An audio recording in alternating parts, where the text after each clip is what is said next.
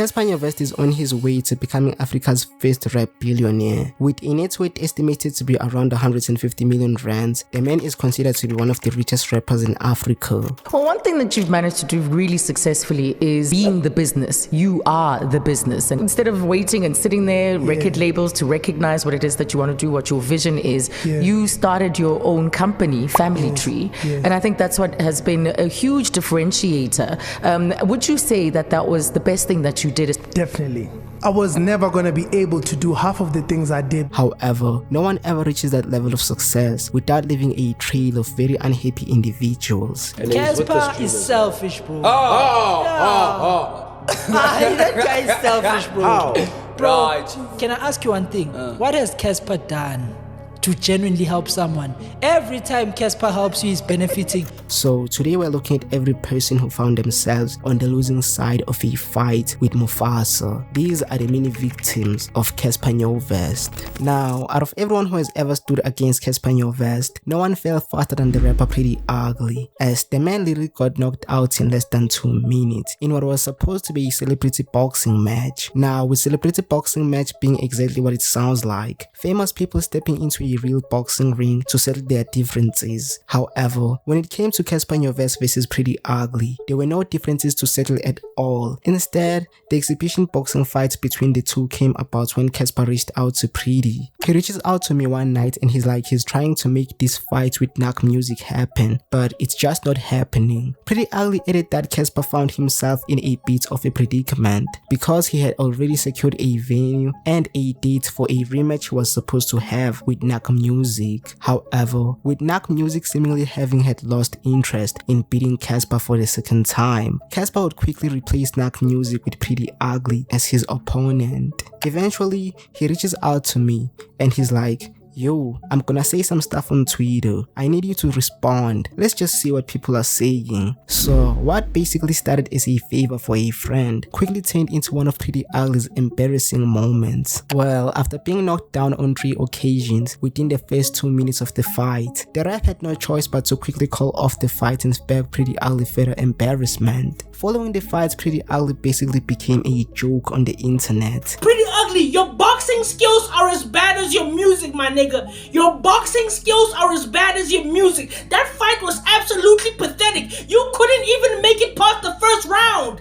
You couldn't even make it past the first round. My bro, you got knocked down in the first punch. The first punch put you down on your ass, my nigga. That's what happened. You got destroyed in front of your wife.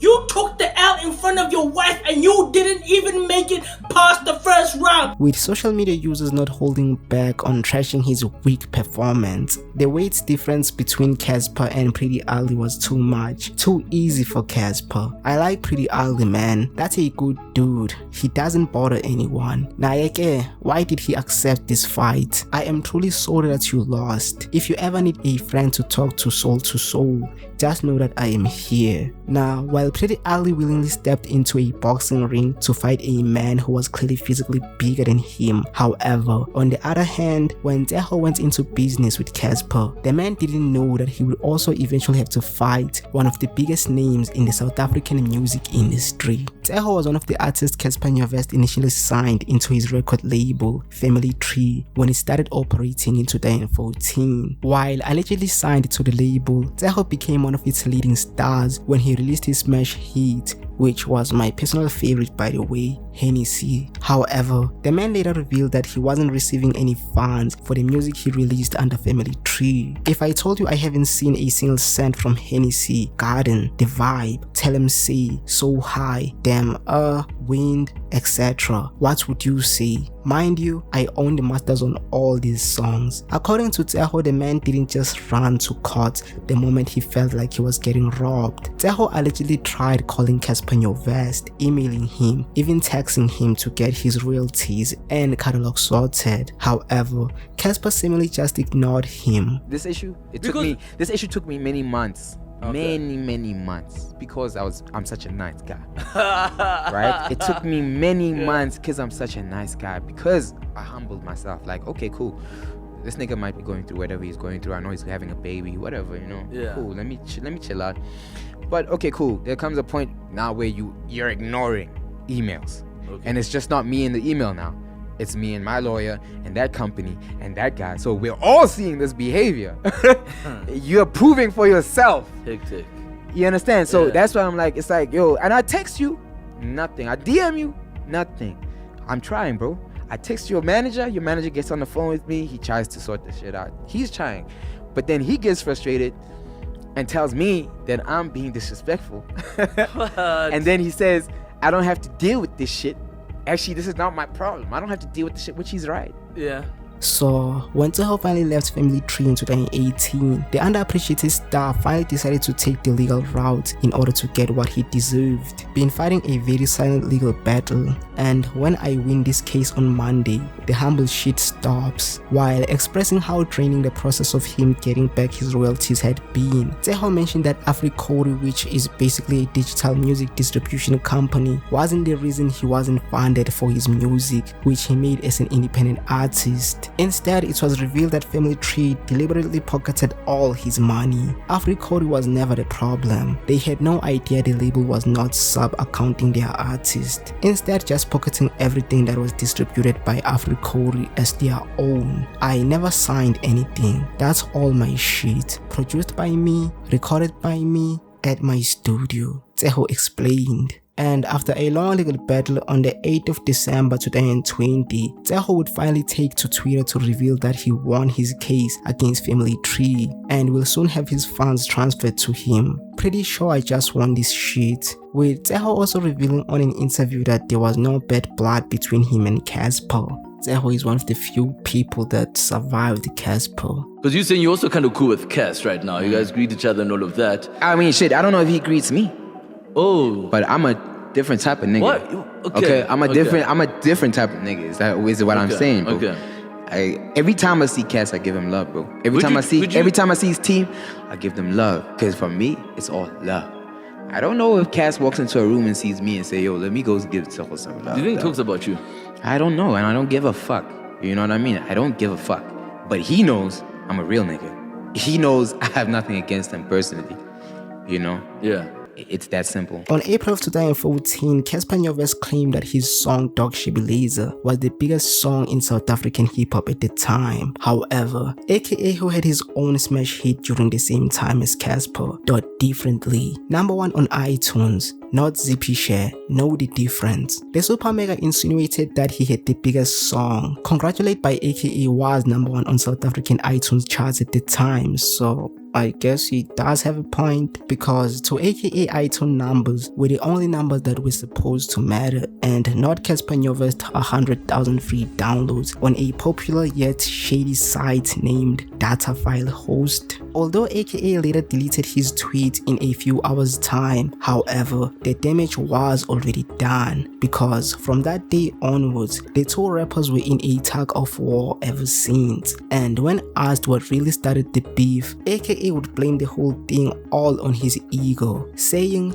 "This is rap music, and rap music is all about I do this better than you, I got this watch, I got this." So when the art is based on being competitive, people are gonna clash and egos are gonna come into contact. Now, while aka blamed the beef all on ego, Cassper Nyovest would later claim that the beef started over his hit song Kusho. Cassper Nyovest said he initially wanted OK Malome Cool Cat to be featured on the track. However, aka liked the song too much to the point that he insisted on adding a third verse, which Cassper denied him. I feel like he kind of felt like I was saying, yo, I don't need you, cause I also said like I wouldn't want you to be on my first hit. Cassper Nyovest will also reveal how he was slapped by aka. The rapper claimed that the Super Mega approached him at a club and gave him one hot slap. However, Cassper did not retaliate because he had just signed a R1 million deal the same day. Now, wait a minute, like aka slapped you and you did nothing?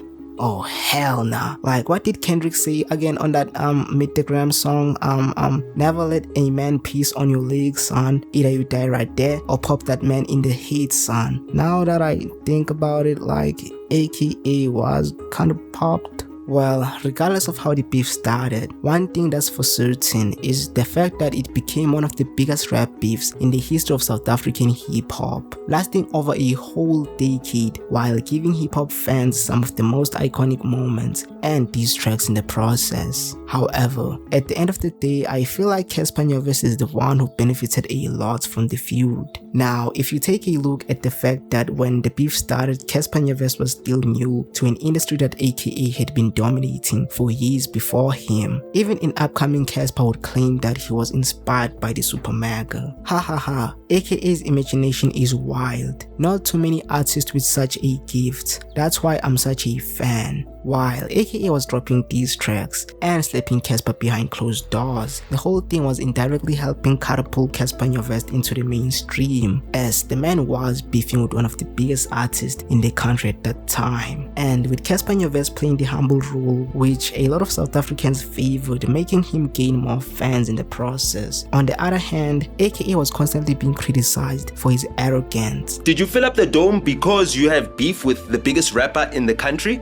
Or did you fill up the dome because people want to see you performing and they love your music? I think it doesn't matter. It does matter, because if you fill up the dome, if you fill up the dome because people are such big haters of AKA, right? That is the hype argument. The hype. Yeah. If it's like the rivalry, we want to humble AKA. Kendrick Lamar. You understand? Now, while some say rivalry can destroy careers, in the case of AKA versus Cassper Nyovest, what seemed like an established artist trying to destroy an up-and-coming Cassper Nyovest might have indirectly been exactly what helped in the rise of AKA's biggest rivalry. So yeah, AKA kinda played himself because he basically gave Cassper Nyovest attention, and the man ended up surpassing him. Now, despite Riky Rick and Cassper Nyovest having a close relationship, the two rappers had a fallout back in 2018 for reasons that no one truly knows. However, when Riky Rick later spoke about their issues in an interview, the man said that he later realized that their friendship was actually just fake and not genuine. See, Cassper Nyovest and Riky Rick met on Facebook while Cassper was still just another kid trying to make it. Now, keep in mind that Riky Rick was already well known at the time, as the man was known in the industry years before he even started rapping or producing. The two would later hit it off because of their genuine love for music. Ricky and I met on Facebook, the same way Riky Rick reached out to all the kids. At one point, I was also just another kid from Mufftown, and it wasn't really easy to move in Johannesburg, but he still had time for me, and he did that for hundreds of people after me. I then ended up forming a relationship with him, a friendship where we not only talked about music, but we would talk about life, with the two later even working on music together and always showing public support for each other. Years later, after sacrifice and focus, we stand together in our own lanes, brothers that wanted to see each other succeed. Never been so proud watching my brother Cassper Nyovest prepare for the biggest day of his career. Riky Rick posted on his social media. However, their bromance wasn't without its lows, as Cassper's nemesis, AKA, would continue beefing with him, and with Riky Rick finally trying to talk about mending things, stating that the beef between Cassper and AKA had to end since it also led to many relationships in South African hip-hop collapsing. I'm not on anyone's side. It's not about the side anymore to me. I wanna see everyone win, wanna see everyone feeding their kids and leave a legacy, wanna see everyone find the right formula for success. However, with Cassper seeing Riky Rick's call for peace as a form of betrayal, Cassper would later explain that he distanced himself from Riky when he was playing for the other side. And by the other side, he was implying that Riky Rick getting along with AKA was the negative energy he didn't want to feel having around him. To be honest with you, until right now we still haven't gotten to the bottom of what actually happened, as I see that the energy is off, I'm out, like I don't even want to know. With Cassper Nyovest essentially forcing Riky Rick to be loyal and still dumping him when he felt like it, AKA would reveal that Riky Rick once asked him for a collab. However,